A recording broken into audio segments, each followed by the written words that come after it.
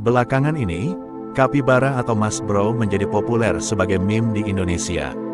Meme Mas Bro ini biasanya digunakan sebagai bahan hiburan dan lucu-lucuan di media sosial.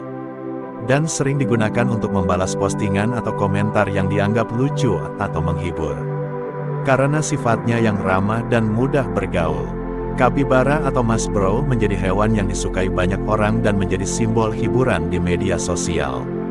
Meme Mas Bro ini juga sering digunakan dalam bentuk gambar atau video yang menampilkan kapibara dalam situasi-situasi lucu atau menggemaskan. Seperti ketika sedang makan, berenang, atau bermain dengan teman-temannya. Meme Mas Bro juga menjadi populer karena kesederhanaannya dan mudah dipahami oleh semua kalangan. Sehingga banyak orang yang senang menggunakan meme ini untuk mengekspresikan perasaan mereka di media sosial. Kapibara merupakan hewan asli daerah tropis serta lembab yang dapat ditemukan di daerah Amerika Selatan. Mereka dinobatkan sebagai hewan pengerat terbesar yang masih hidup di muka bumi. Tubuhnya yang mirip marmut, karena masih tergolong dalam famili yang sama memiliki ukuran panjang mencapai 1,3 meter dengan tinggi 50 cm dari kaki sampai bahu. Mereka biasanya hidup berkelompok dari 10 hingga 20 ekor. Jumlah kawanan kapibara meningkat dalam jumlah yang lebih besar selama musim kemarau dan berkumpul di dekat sumber air. Dan kapibara jantan mimpin kelompok untuk menjaga kawanannya. Seperti semua hewan pengerat, kapibara memiliki 2 gigi seri yang sepanjang hidupnya akan terus tumbuh.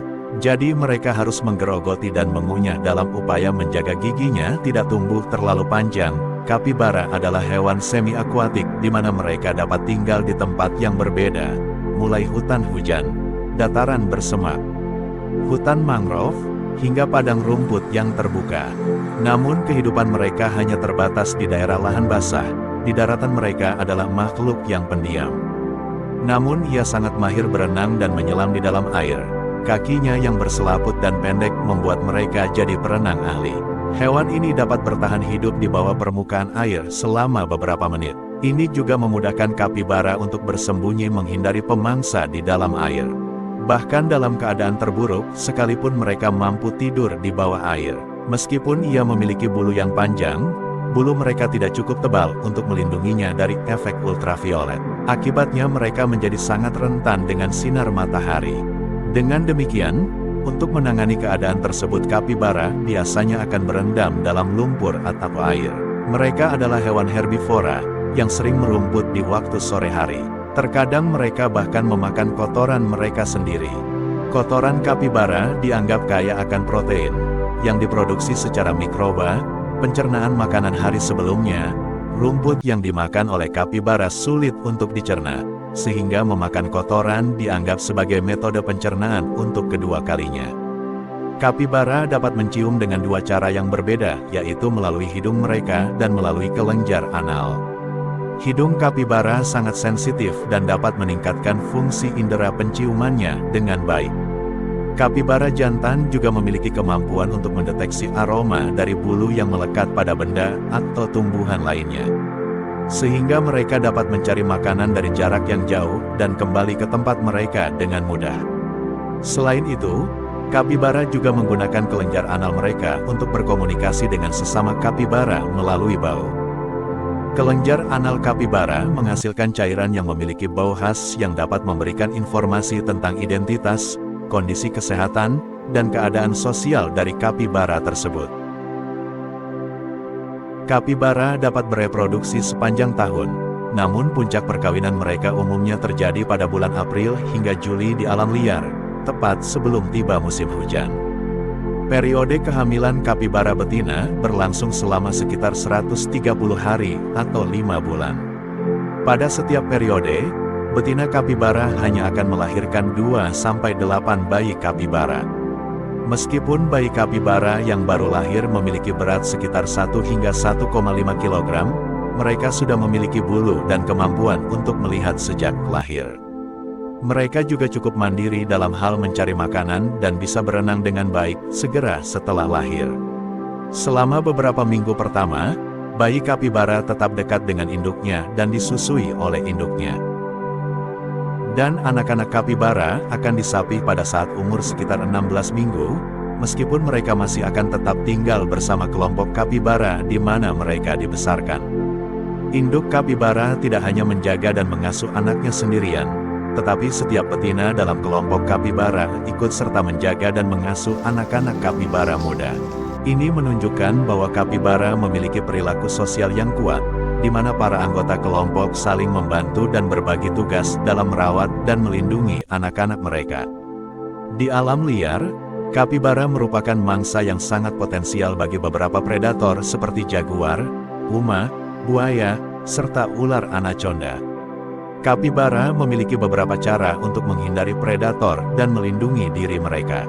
Salah satu cara utama adalah dengan hidup dalam kelompok besar sebagai taktik perlindungan dari predator. Kapibara juga memiliki kemampuan untuk menghindari perairan yang memiliki predator, serta menggunakan indera penciuman dan pendengaran yang baik untuk mendeteksi bahaya dan segera mengambil tindakan. Jika ada bahaya yang mengancam, kapibara akan melarikan diri ke air dan bersembunyi di dalamnya, karena mereka sangat terampil dalam berenang. Kapibara juga dapat bersembunyi di semak-semak atau di bawah tanah, terutama jika tidak ada tempat persembunyian di air yang tersedia. Terkadang, kapibara juga akan bersembunyi di vegetasi yang mengapung di daerah sekitar rawa, seperti dedaunan atau tumbuhan air. Hal ini dilakukan untuk menghindari predator dan melindungi diri mereka. Kapibara memiliki kemampuan untuk mengenali tumbuhan yang aman dan berguna sebagai tempat persembunyian. Akan tetapi kapibara tidak hanya diburu oleh sesama hewan, namun juga oleh manusia. Kapibara menjadi objek perburuan oleh manusia di beberapa tempat, terutama di Amerika Selatan. Kapibara diburu untuk diambil daging dan kulitnya. Terkadang mereka juga dibunuh karena dianggap sebagai hama tanaman bagi para petani. Di Amerika Selatan, kapibara kebanyakan diburu untuk diambil kulit dan dagingnya, baik untuk konsumsi pribadi atau untuk diperdagangkan. Saat ini kapibara tidak termasuk dalam daftar hewan yang terancam punah. Meskipun beberapa populasi kapibara di daerah tertentu mengalami penurunan akibat pemburuan oleh manusia dan perusakan habitat alami mereka. Secara keseluruhan populasi kapibara masih dikategorikan stabil dan tidak terancam punah. Namun, hal ini tidak berarti kita bisa mengabaikan perlindungan dan konservasi kapibara di habitat aslinya. Upaya perlindungan terhadap kapibara dan habitatnya tetap harus dilakukan untuk memastikan keberlangsungan spesies ini di masa depan. Itulah informasi menarik tentang kapibara yang bisa kami bagikan pada kesempatan kali ini. Semoga konten ini bermanfaat dan memberikan wawasan baru bagi kalian yang ingin mengetahui lebih lanjut tentang hewan yang menarik ini. Jangan lupa untuk terus mendukung upaya konservasi dan perlindungan lingkungan, termasuk di dalamnya upaya menjaga keberlangsungan populasi kapibara di habitat aslinya. Terima kasih telah menonton sampai akhir dan sampai jumpa di video selanjutnya.